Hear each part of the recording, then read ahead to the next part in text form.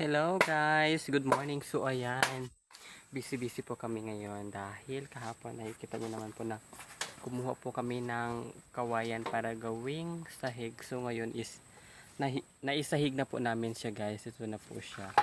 So syempre hindi pa po yun siya kompleto dahil ginagawa ko po ng jowa ko yung yung kulang na sahig na pang sahig dito sa So may kubo na ginagawa po namin. So, ayan. Sana matapos na po. Hindi ko po natatapos, matagal na po ito siya dahil kulang po sa budget. Yan po guys yung pinapagawa namin kubo guys.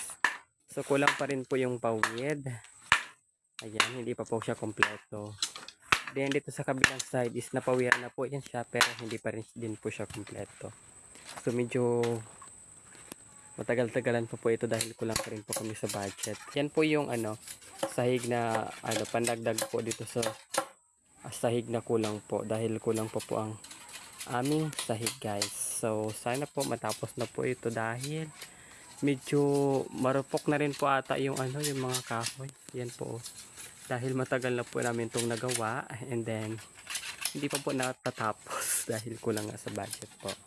Ayan lang po. Good morning.